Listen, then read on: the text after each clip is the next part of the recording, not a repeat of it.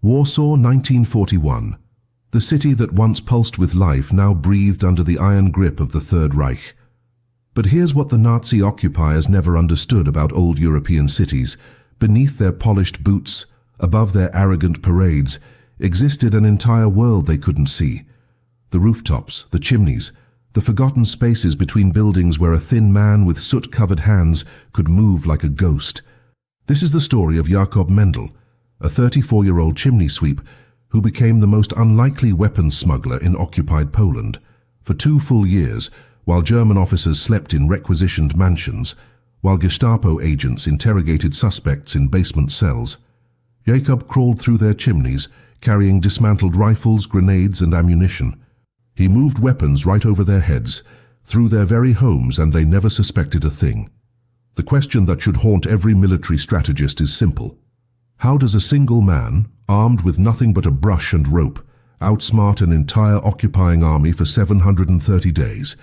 Before the war turned Warsaw into a prison, Jakob Mendel was nobody special. He inherited his father's chimney sweeping business in 1936, a trade as old as the city itself. He was the man you called when winter came and your stove wouldn't draw properly, when smoke filled your apartment instead of rising into the sky. Warsaw's wealthy families knew him as the polite worker who arrived at dawn, completed his job without fuss, and disappeared up the next chimney by afternoon. His frame was perfect for the work, 5 feet 7 inches, 135 pounds, all lean muscle and flexible joints. The Great War had taught him to move silently, to control his breathing in tight spaces, to remain calm when every instinct screamed panic. Those skills, learned in the muddy trenches of 1917, would transform him into something the resistance desperately needed, but didn't know existed. A human supply line that could operate in 3 dimensions, while the Germans only watched 2. The occupation changed everything with brutal efficiency. By October 1940, the Nazis had divided Warsaw into sectors, implemented curfews, and begun the systematic dismantling of Polish society. Jewish families were forced into the ghetto. Intellectuals disappeared in the night. Anyone caught with a weapon faced immediate execution, often in public squares as a warning to others. The Polish resistance, scattered and desperate, faced an impossible logistics problem. How do you move weapons through a city where every street corner has a checkpoint, where collaborators watch from every window, where German patrols can stop and search anyone at any moment? The underground fighters had courage and conviction, but courage doesn't fire bullets. They needed guns, ammunition, explosives. They needed a supply chain. And every conventional route, every obvious path led straight to a firing squad. This was the Warsaw that Jakob navigated every morning, climbing onto rooftops before the sun rose, his brushes and ropes marking him as harmless. The Germans saw servants, not threats. A chimney sweep was part of the urban landscape, as invisible as the pigeons on the ledges. What they failed to understand was the access this profession provided. In a city of 800,000 people, chimneys connected everything. The mansion where a German colonel slept backed up against the apartment building where resistance members hid weapons. The headquarters of the Gestapo shared a courtyard with civilian housing. The ventilation systems of Nazi administrative buildings opened onto the same roof networks that Jakob had known since childhood. He could enter a building on one street and emerge 4 blocks away, all without ever touching the ground. And in occupied Warsaw, the ability to move unseen wasn't just valuable, it was priceless. The transformation from tradesman to smuggler began with a conversation Jakob never wanted to have.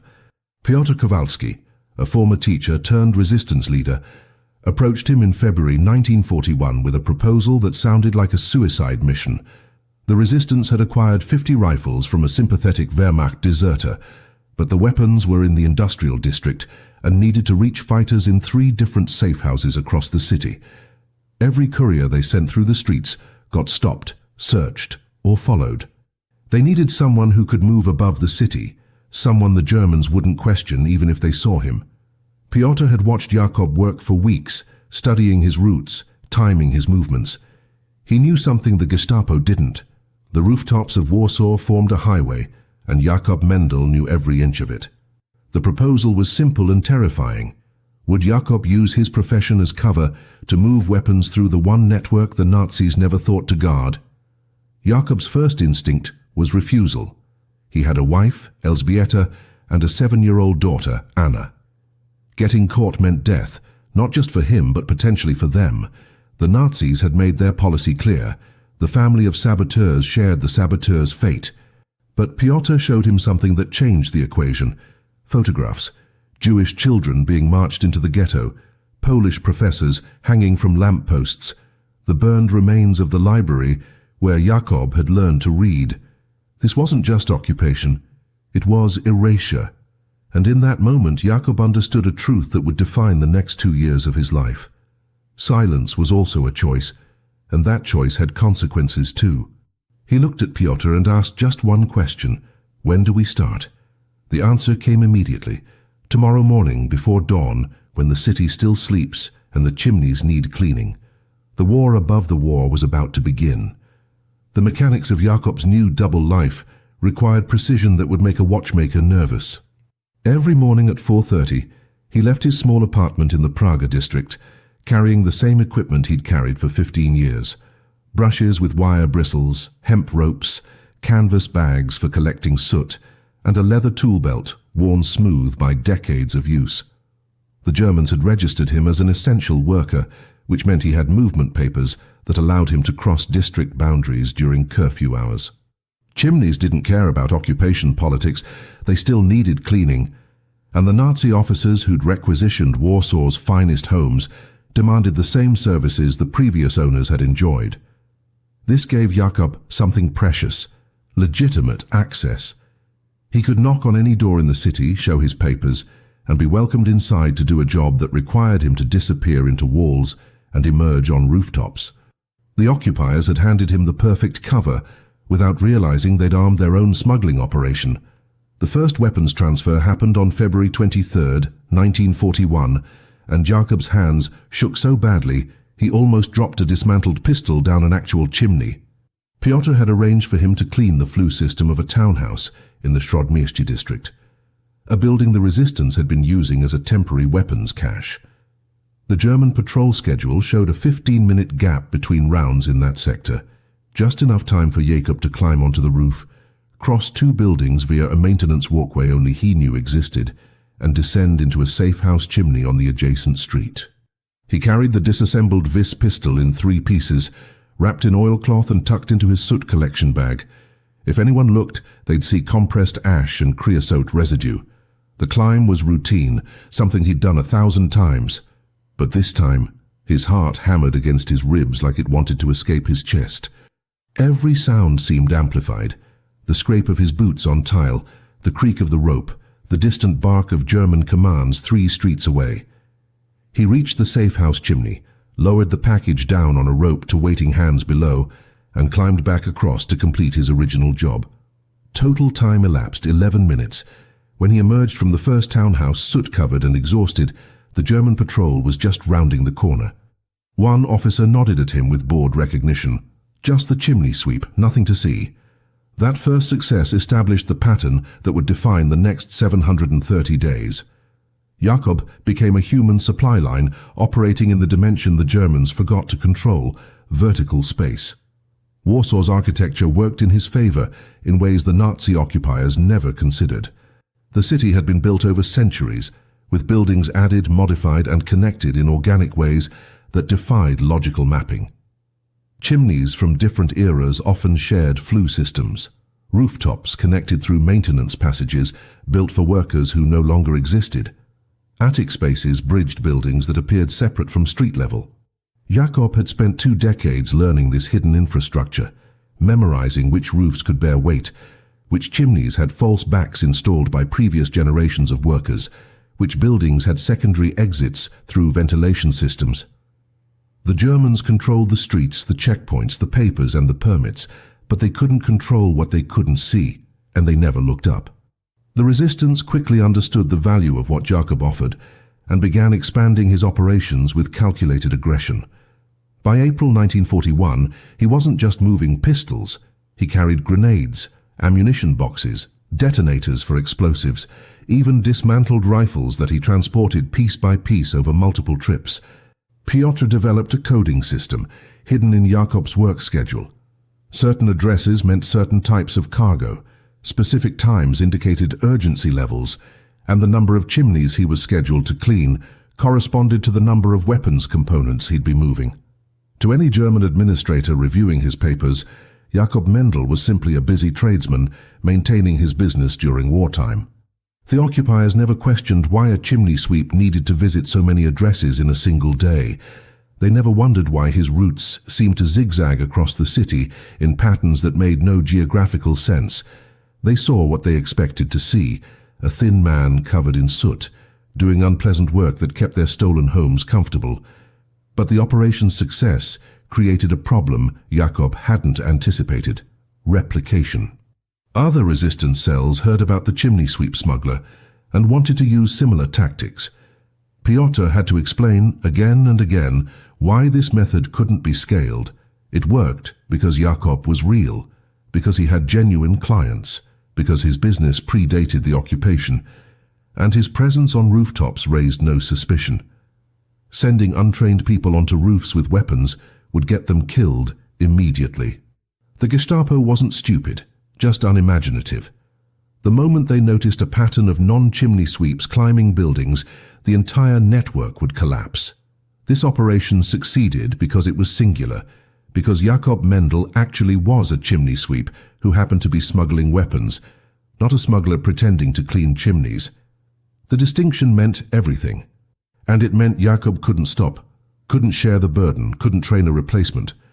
For the next year and a half, the entire vertical supply chain of weapons into central Warsaw would rest on the shoulders of one thin man who'd learned to control his fear somewhere between the rooftops and the sky.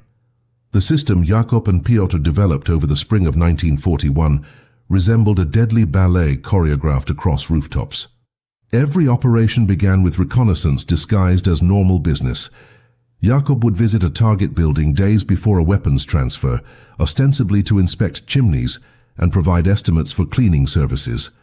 During these visits he mapped everything: the location of German personnel, the timing of patrol changes, the sight lines from windows, the structural integrity of roofs, and most critically, the connecting pathways between buildings that only someone with his trained eye could identify. He sketched these details in a notebook, using a code that looked like maintenance records: flue diameter, creosote build-up levels, brick deterioration patterns. To a German inspector, it was the mundane documentation of a tradesman. To Piotr, it was a tactical map showing exactly how weapons could flow through the city's upper levels like water finding cracks in stone. This preparation phase was exhausting and dangerous in its own right, requiring Jakob to maintain cheerful conversations with Nazi officers while simultaneously calculating whether their bedroom chimney could support his weight during a midnight crossing. The actual transfers happened in windows of time so narrow they felt like holding your breath underwater. Jakob learned to read the city's rhythm with supernatural precision.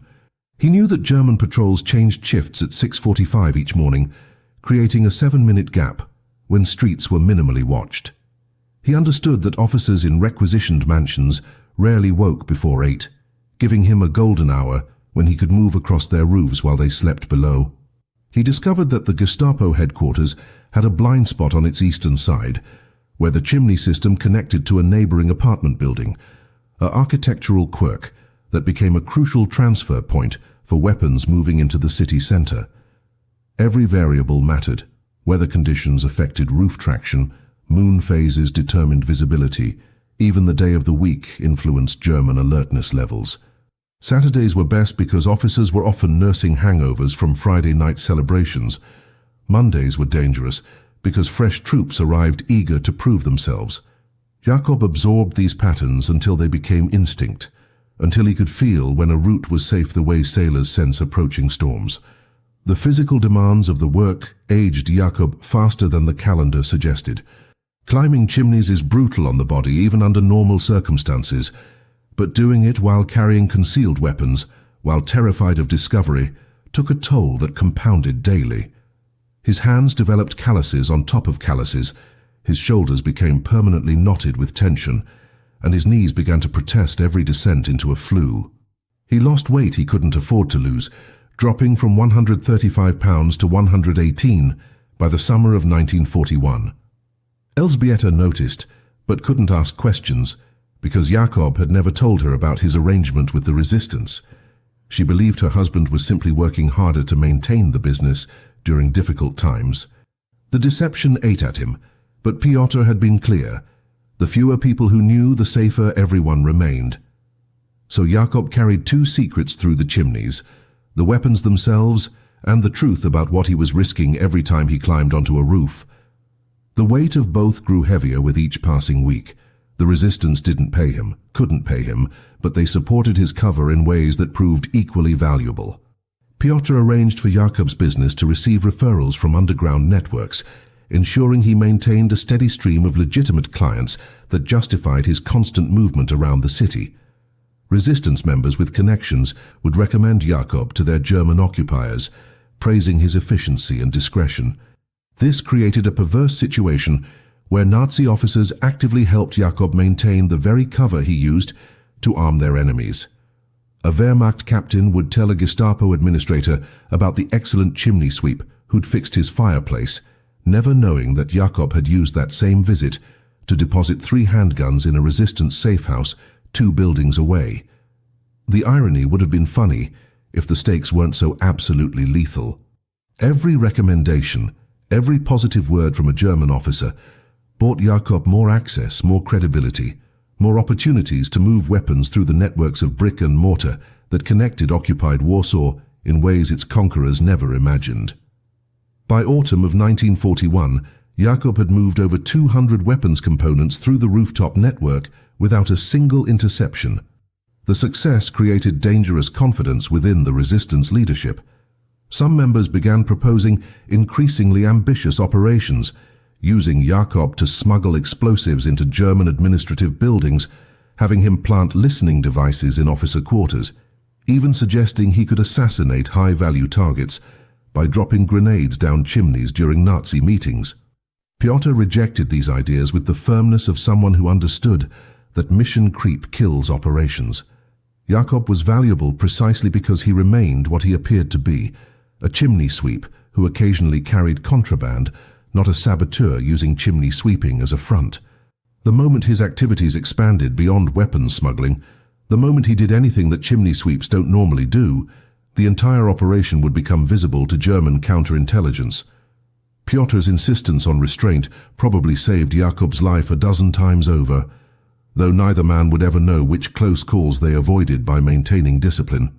The temptation to do more, to strike harder, to take revenge for every atrocity whispered through the resistance networks like a seductive poison. But Piotr kept Jakob focused on the mission that only he could accomplish, keeping weapons flowing through the one supply line the Germans didn't know existed. Winter of 1941 brought challenges that nearly ended Jakob's operation before it could prove its full value. Warsaw's rooftops, already treacherous in fair weather, became death traps coated with ice and snow. Chimneys that provided reliable handholds in summer became slick surfaces where a single misstep meant a 4-story fall onto cobblestones. The cold itself was an enemy. Jakob's fingers would go numb inside his gloves, making the delicate work of handling weapons while maintaining balance almost impossible. German patrols increased because the resistance had grown bolder with the weapons Jakob smuggled, creating a vicious cycle where his success made his work more dangerous. But the winter also provided unexpected advantages. Smoke from thousands of chimneys created a haze that reduced visibility across rooftops. The early darkness meant Jakob could make transfers at 4 in the afternoon that would have required midnight runs in summer. And the Germans, like all occupying forces, grew complacent in their comfort. Officers stayed indoors, patrols shortened their routes, and the assumption that nobody would be crazy enough to climb ice-covered roofs in sub-zero temperatures became Jakob's greatest protection. He was crazy enough because the alternative was watching his country disappear one arrested resistance fighter at a time. The closest Jakob came to discovery happened on January 14, 1942, during what should have been a routine transfer. He was crossing between two buildings in the Muranov district, carrying a canvas bag containing 4 disassembled Błyskawica submachine gun components, when a section of ice-covered roof tile gave way beneath his feet. The sound of breaking terracotta echoed across the courtyard like a gunshot. Jakob caught himself on a chimney edge, the bag swinging wildly from his shoulder, his boots scrambling for purchase on the angled roof. Below, in the courtyard, a German patrol had been conducting a random identity check. The sound brought their eyes upward instantly. For 3 seconds that felt like 3 hours, Jakob hung frozen against the chimney, clearly visible in his dark work clothes against the snow-covered roof. One of the soldiers raised his rifle. Jakob's mind raced through possibilities. He could drop the weapons bag and claim he'd been doing emergency repairs, but the sound of metal hitting the courtyard would damn him. He could run, but there was nowhere to go. Instead, he did the only thing that might work. He waved cheerfully and called down in broken German, explaining he was checking for ice dams that could damage the flue system. The soldier lowered his rifle slowly, consulted with his sergeant, and then barked up an order, "Finish quickly and get down." They watched him for another minute before resuming their patrol, apparently deciding that a chimney sweep stupid enough to work in these conditions wasn't worth further investigation. That near miss forced Jakob and Piotr to implement new protocols that treated winter operations with the respect they deserved. Transfers during ice or heavy snow were postponed, unless absolutely critical. Jakob began carrying a small hammer and chisel, legitimate tools that also allowed him to create handholds in ice-covered surfaces. He developed new routes that prioritized buildings with better maintenance, avoiding structures where neglect had made roofs unstable. The resistance provided him with better boots, gloves lined with rabbit fur that kept his fingers functional in freezing temperatures, and a canvas coat treated with wax that repelled snow without looking military. These improvements came at a cost. 3 resistance members were caught and executed while trying to procure the materials Jakob needed. Their sacrifice weighed on him during every crossing, a reminder that his survival depended on a network of people who took risks they'd never personally benefit from. He never knew their names, only that they died so he could keep climbing. The spring thaw of 1942 brought a surge in operations that pushed Jakob to his absolute limits. The resistance had grown dramatically over the winter, fueled by increasing German brutality and the weapons Jakob had been steadily supplying. Piotr's network now included 17 different cells operating across Warsaw, and nearly all of them depended on the chimney sweep supply line for armaments. Jakob's schedule became punishing. 6 to 8 transfers per week, each requiring hours of preparation, physical exertion that left him trembling with exhaustion, and the constant psychological strain of knowing that a single mistake would end not just his life, but potentially the entire operation. He was moving weapons components almost daily, sometimes making multiple crossings in a single morning when different cells needed supplies simultaneously. His legitimate chimney-sweeping business began to suffer because he had no energy left for actual clients. Elżbieta noticed his deterioration, the weight loss, the tremors in his hands, the way he jolted awake at night. She begged him to slow down, to let some contracts go, to prioritize his health. Jakob couldn't explain that slowing down meant Polish resistance fighters would face German machine guns with empty rifles, so he simply promised to rest soon, knowing it was a lie they both recognized but neither acknowledged. The psychological toll proved harder to manage than the physical demands. Jakob began having nightmares about falling, about German hands pulling him from chimneys, about his daughter Anna finding his body broken on cobblestones. During the day, paranoia crept into every interaction.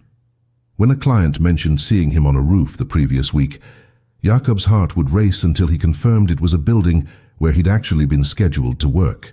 When German patrols looked at him too long, he fought the urge to run. When resistance contacts were late to meetings, he assumed they'd been arrested and compromised the entire network. Piotr noticed the deterioration and ordered Jakob to take a week off in April, but Jakob refused. He'd done the math. The resistance was planning a major operation for summer, something that would require more weapons than they'd ever moved before. Every week of rest meant fewer weapons in place when the operation launched. So Jakob kept climbing, kept crossing, kept descending into chimneys with bags full of contraband, because someone had to do it, and he was the only one who could. The war had transformed him from a tradesman into a weapon delivery system, and weapons don't get to rest until the war ends. Summer of 1942 marked the period when Jakob's operation reached its most dangerous efficiency. The major action Piotr had hinted at was revealed in June. The resistance was planning coordinated strikes against German supply lines, railroad infrastructure, and administrative targets across Warsaw.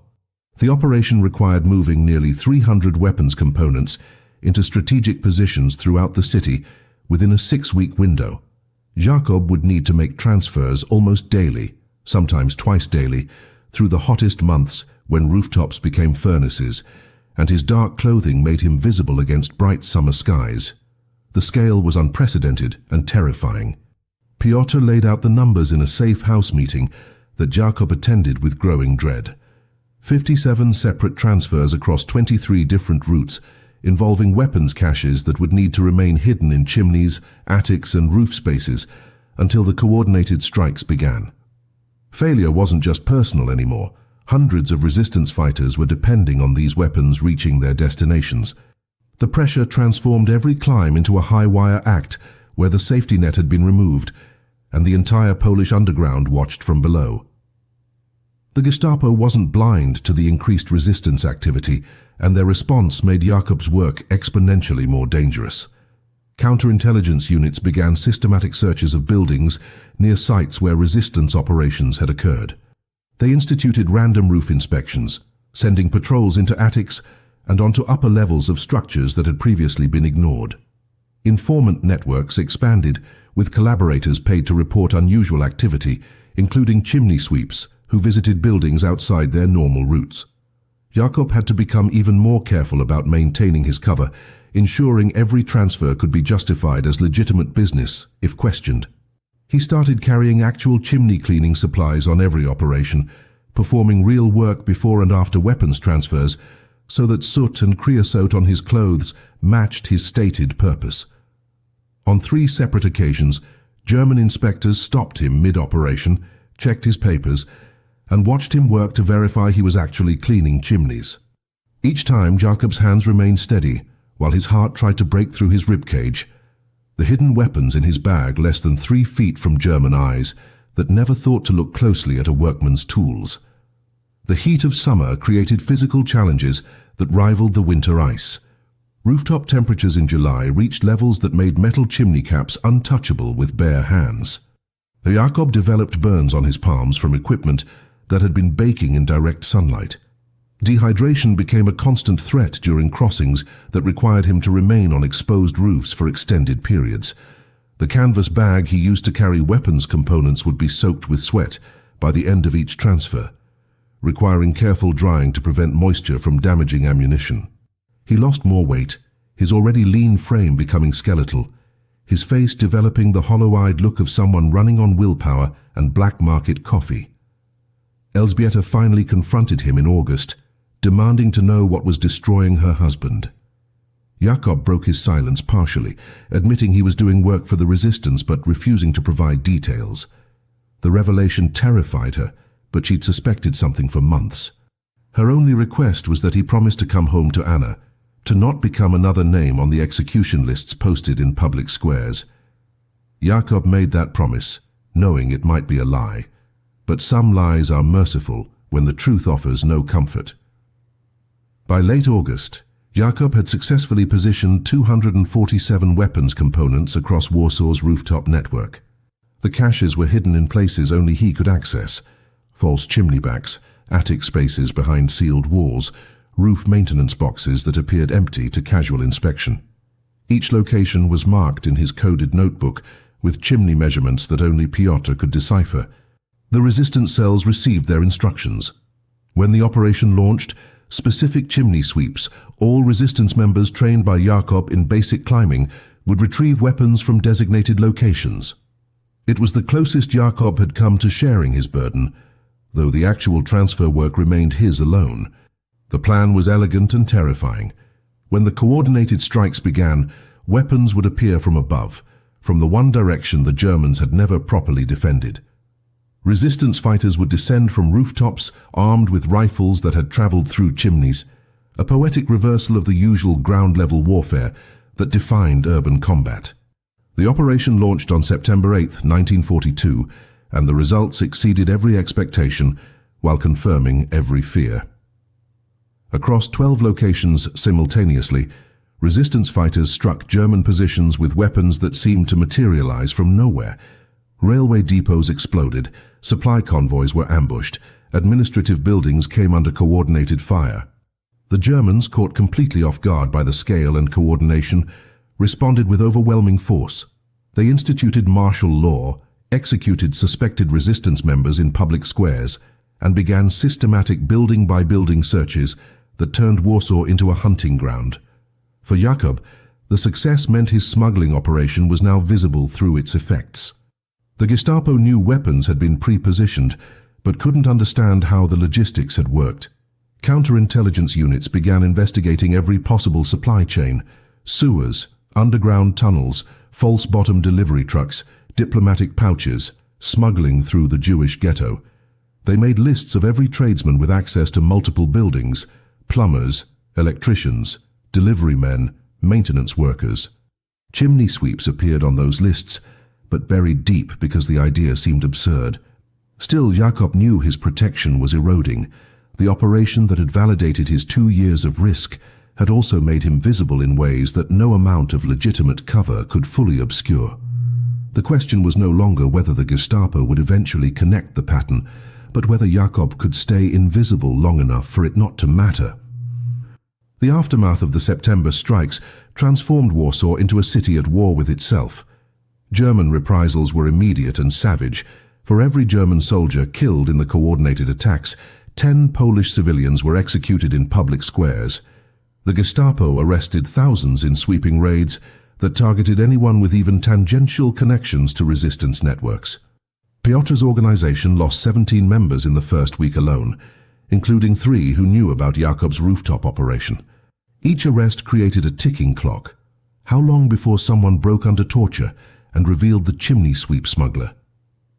Jakob waited for the knock on his door that never came, which meant either the arrested members had died without talking, or the Gestapo hadn't yet made the connection between scattered testimonies about weapons appearing from above. The uncertainty was its own form of torture. Every morning when Jakob left for work, he kissed Anna goodbye, wondering if it was the last time.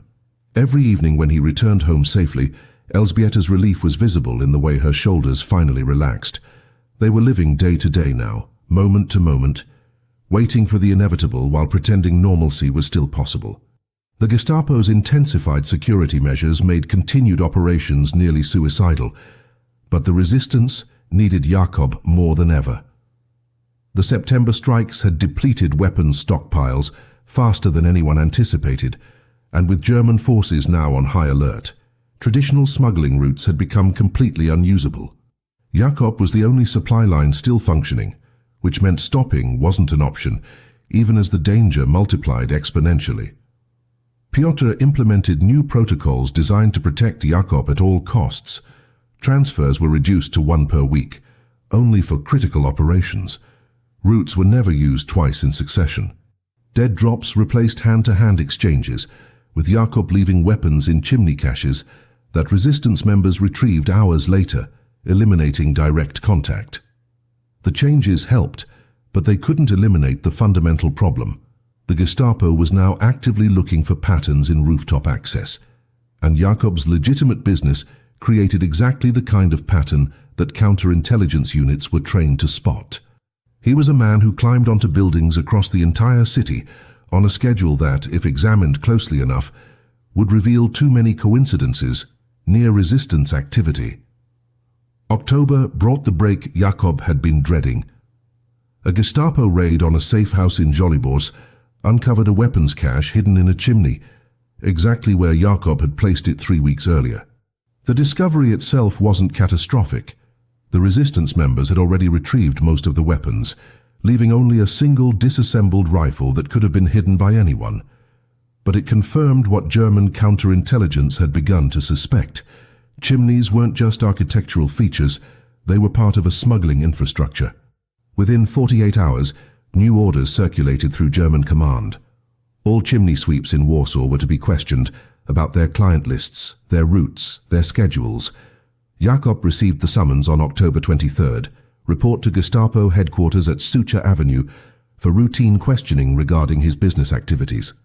The letter was polite, almost apologetic in its bureaucratic language, but Jakob understood exactly what it meant. They didn't have evidence yet, but they had suspicion, and in occupied Warsaw, suspicion was often enough. Piotr's response to the summons was immediate and unambiguous. Jakob needed to disappear. The resistance would provide false papers, a new identity, transport to the countryside where he could wait out the war in relative safety. His family would follow within days through separate channels to avoid suspicion. It was the smart move, the only move that guaranteed survival. But Jakob refused, and his reasoning revealed how completely the operation had consumed his sense of self. He'd memorized the locations of 47 active weapons caches hidden across Warsaw's rooftop network, supplies that resistance cells were depending on for operations planned through the winter. If he disappeared, that knowledge disappeared with him.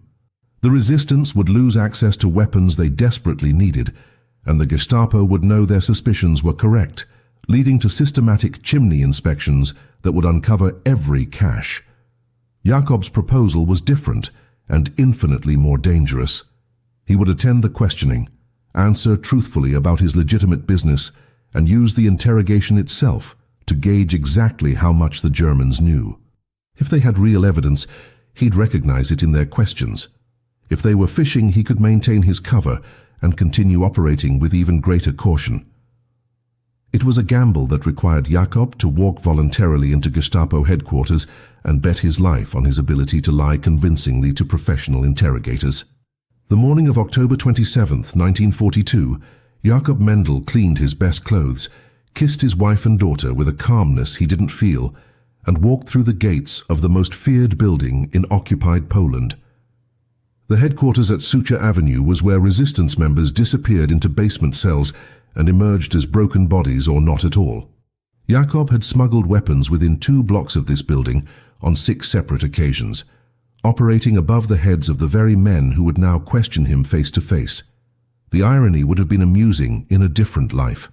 He was led to a 3rd-floor office where a Gestapo officer named Hauptsturmführer Werner Keller waited with a folder containing Jakob's business records, tax filings, and movement permits. The questioning lasted 4 hours.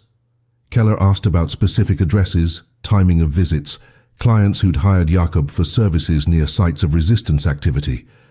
Every question was a potential trap, every answer a chance to contradict himself or reveal knowledge a simple chimney sweep shouldn't possess. Jakob answered with the patient detail of a man who had nothing to hide, explaining the technical requirements of chimney maintenance, the seasonal patterns of his work, the referral networks that generated his client base. He was boring, technical, and completely consistent. And somewhere during hour 3, he saw it, a flicker of frustration in Keller's eyes.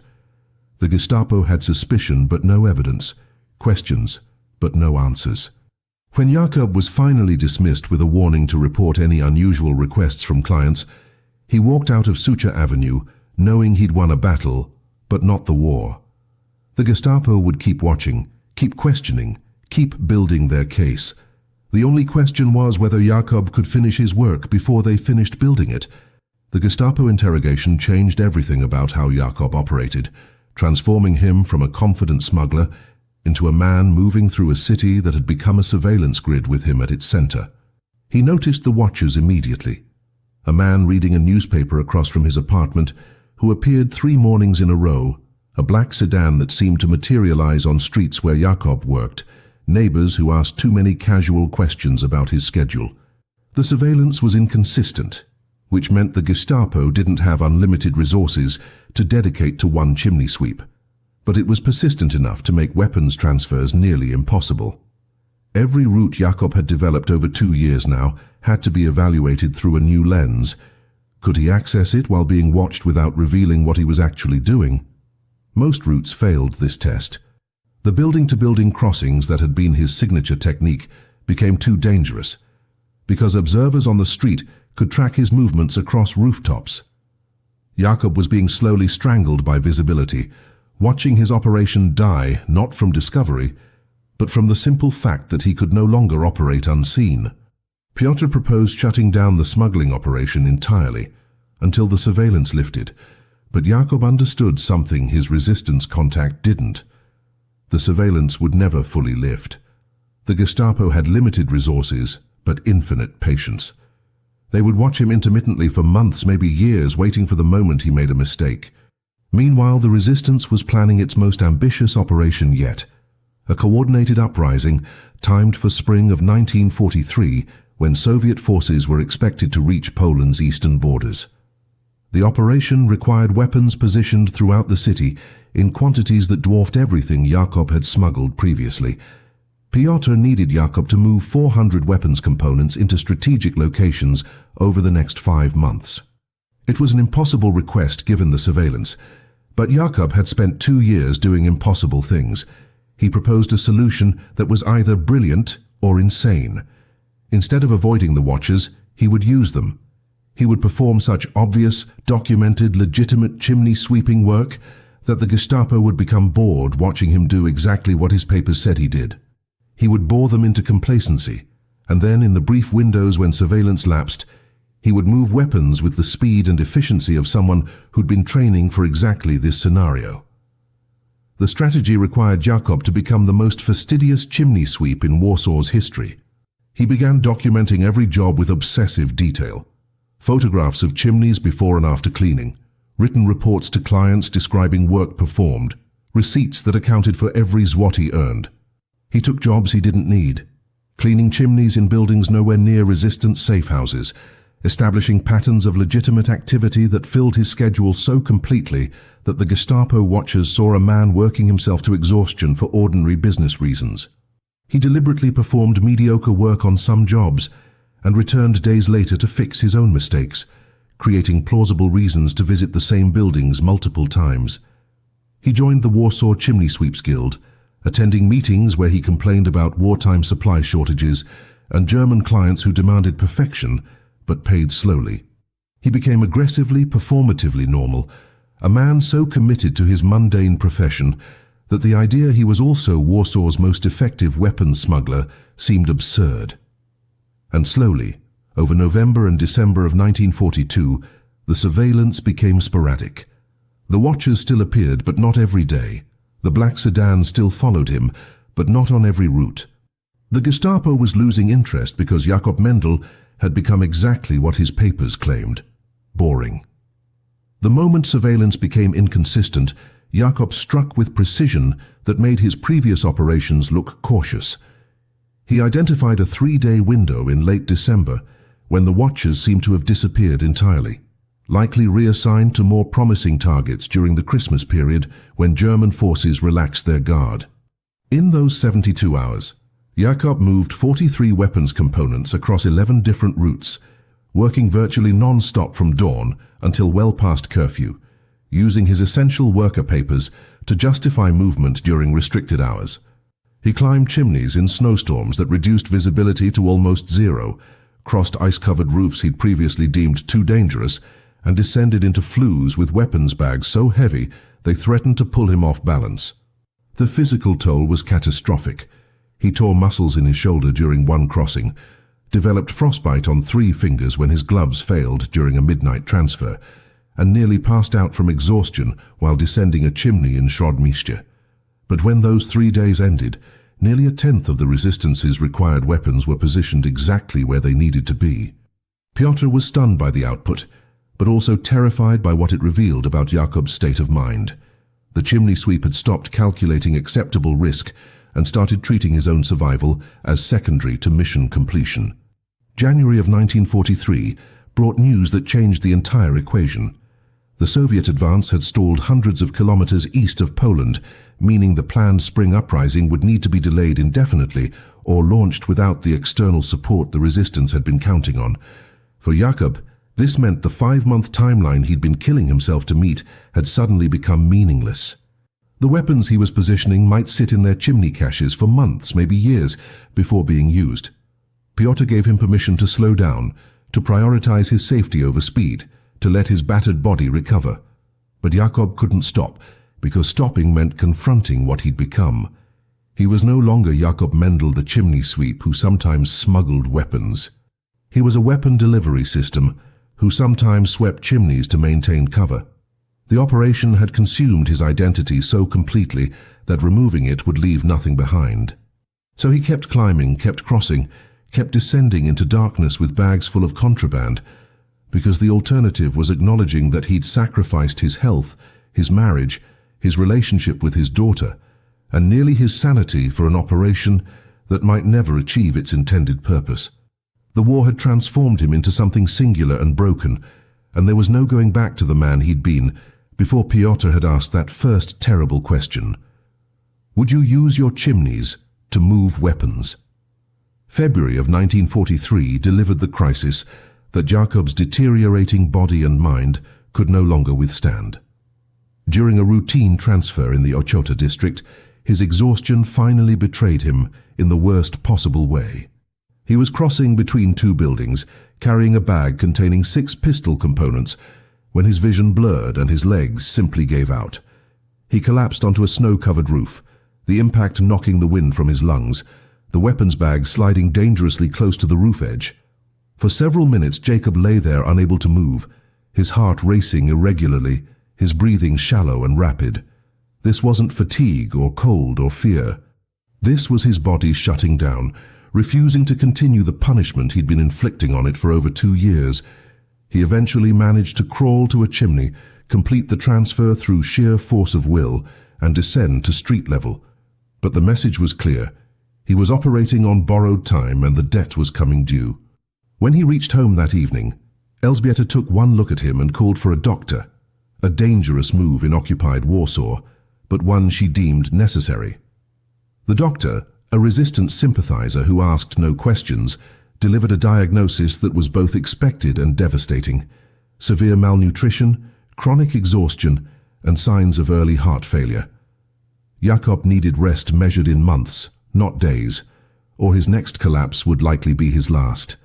Piotr's response to the medical report was to immediately suspend all of Jakob's operations and assign him to pure administrative work, managing the coded notebooks that tracked weapons cache locations, training potential backup smugglers in basic rooftop navigation, consulting on route planning from the safety of resistance safe houses. It was the rational decision, the humane decision, and Jakob hated every second of it. Sitting in safe houses while other resistance members risked their lives felt like betrayal, even though his 2 years of work had earned him the right to step back.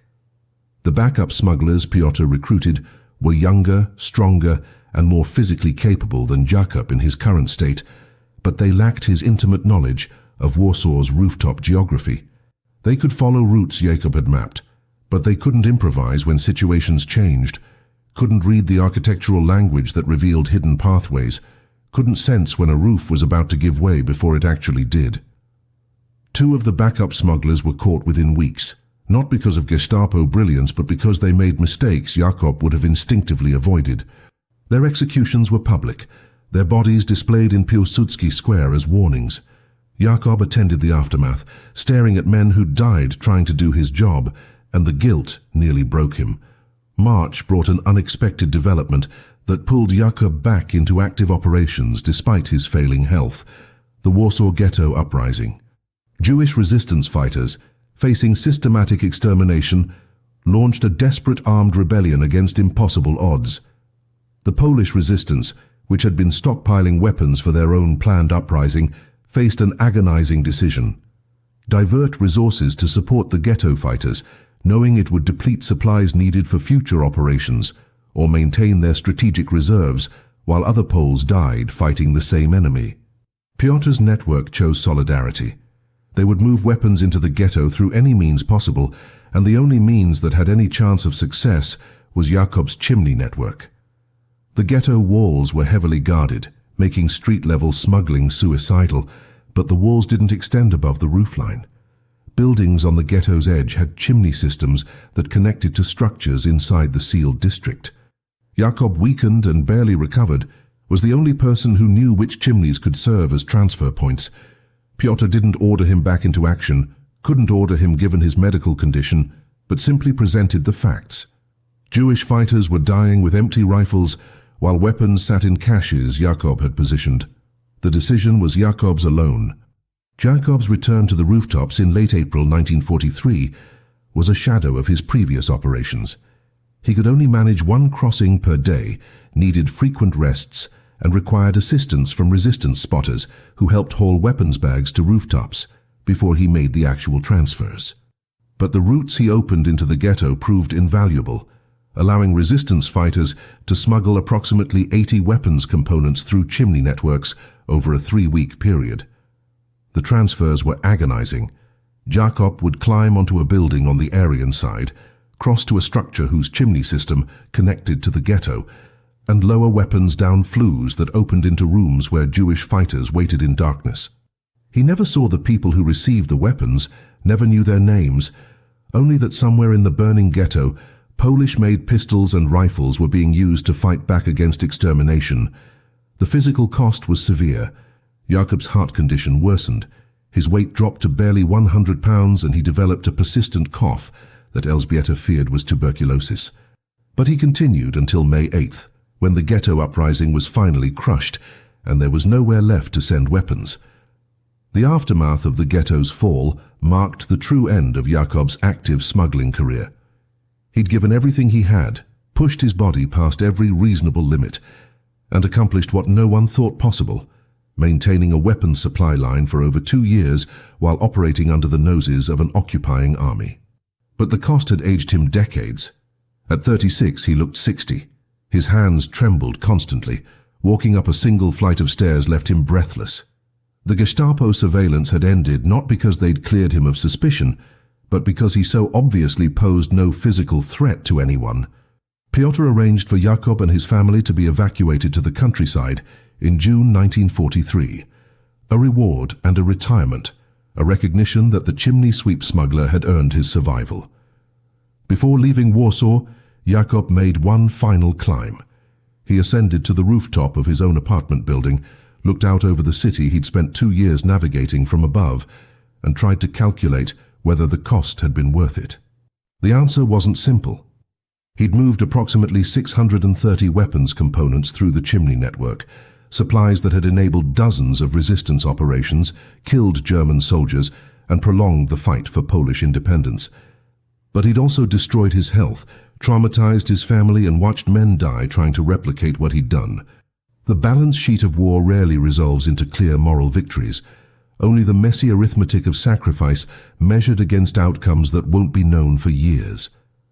The countryside safe house where Jakob's family lived from June 1943 until the war's end was a small farmhouse 30 kilometers southeast of Warsaw, hidden among fields that had fed the capital for generations.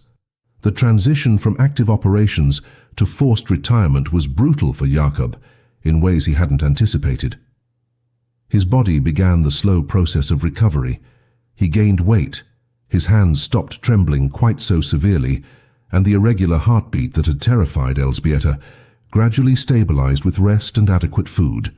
But his mind remained on Warsaw's rooftops, replaying every crossing, second-guessing decisions made in split seconds, wondering which weapons caches had been discovered and which remained hidden in chimneys, waiting for operations that might never come. He had nightmares where he fell endlessly through darkness, or climbed chimneys that stretched infinitely upward, or descended into flues filled with the bodies of the backup smugglers who died trying to continue his work.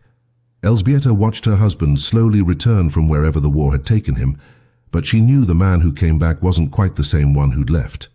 War doesn't just take bodies. It takes pieces of identity that can never be fully recovered. News from Warsaw reached the safe house in fragments, carried by resistance couriers who moved between the countryside and the occupied city. Jakob learned that the major uprising he'd been preparing for finally launched in August of 1944, 13 months after he'd positioned the last weapons cache. The Warsaw Uprising was a 63-day battle that saw resistance fighters use the weapons Jakob had smuggled to engage German forces in urban warfare that turned the capital into a battlefield.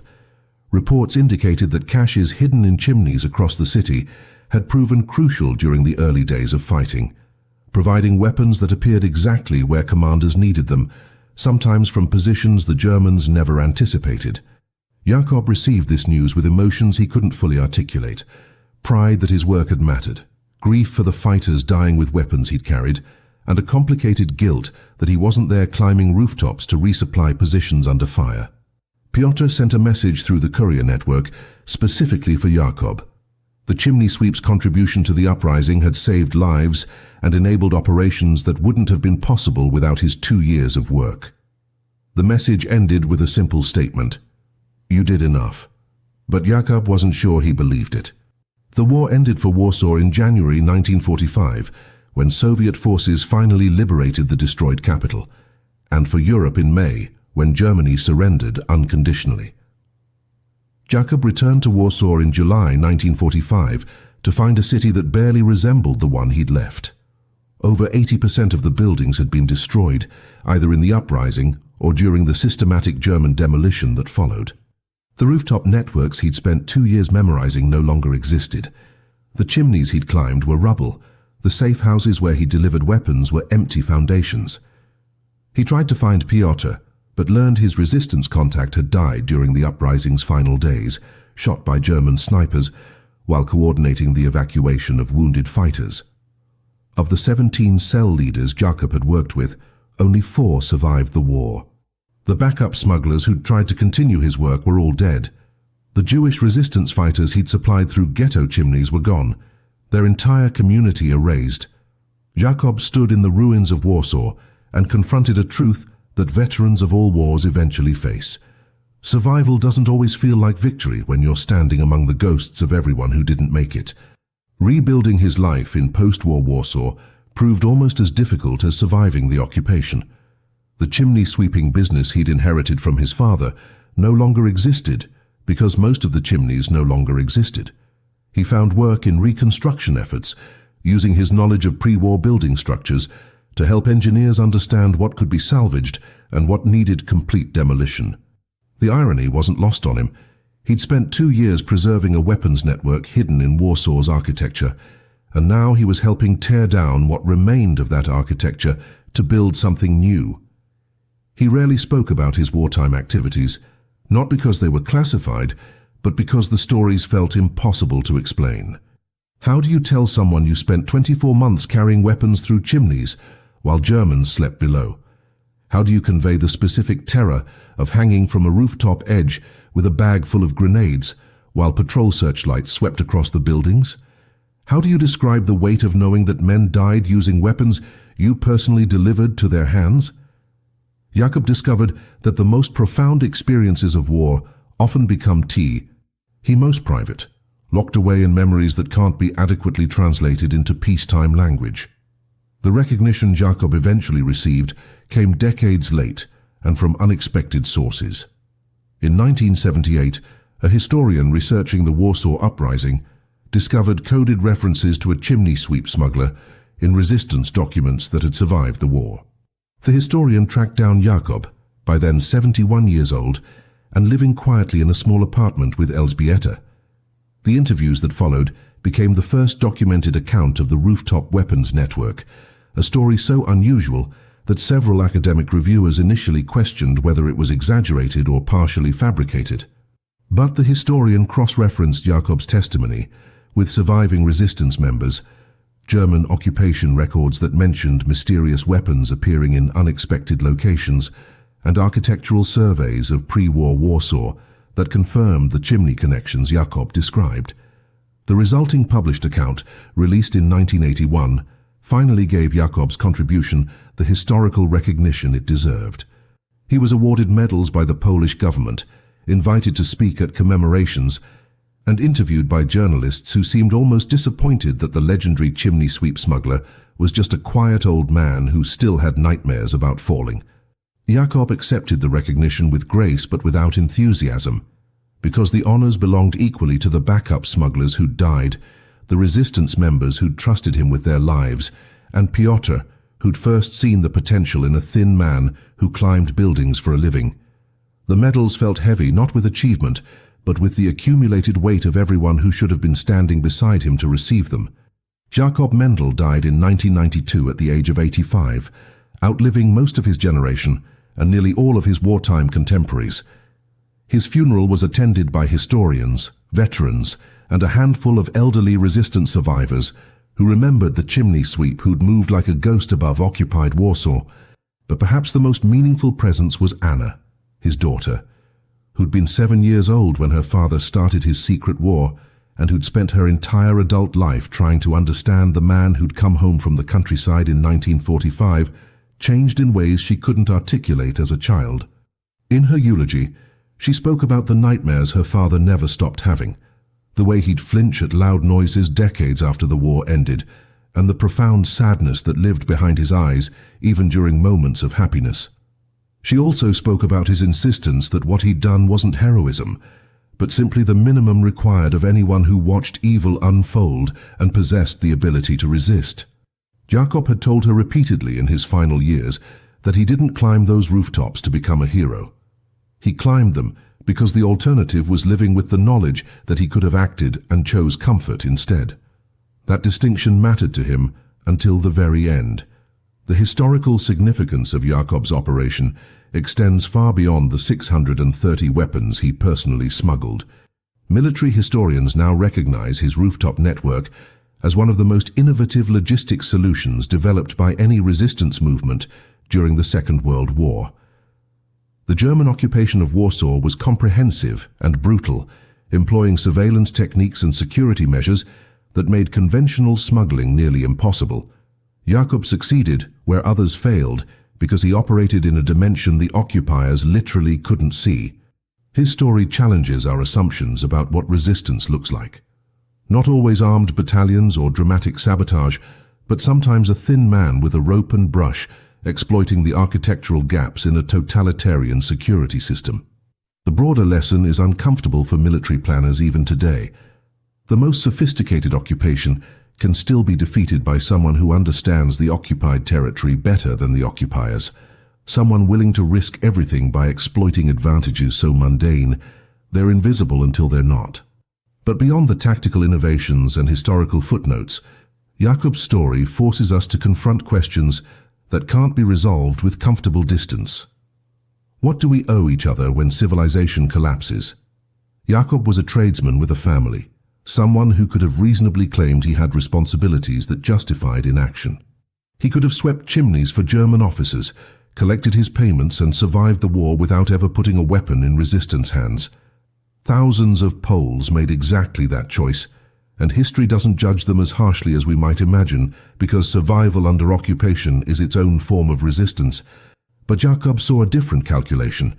The weapons he didn't move meant resistance fighters facing machine guns with empty rifles, meant operations cancelled for lack of supplies, meant the slow extermination of his people proceeding without armed opposition.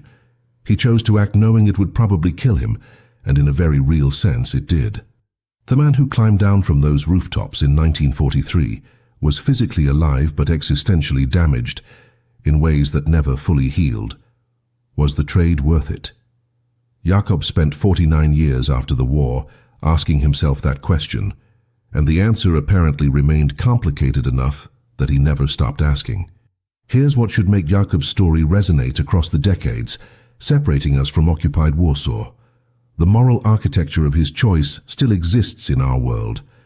Every day, people encounter situations where they possess unique abilities to resist injustice, prevent harm, or support those facing oppression.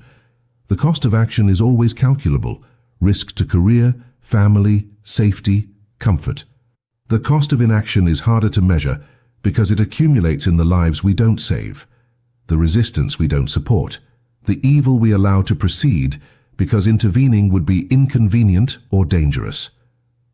Jacob Mendel wasn't born courageous. He was born with the ability to climb chimneys, and when circumstances demanded it, he transformed a mundane skill into a weapon against occupation. The uncomfortable implication is that most of us possess similar latent capabilities, skills and access and knowledge that could be leveraged for purposes beyond personal advancement.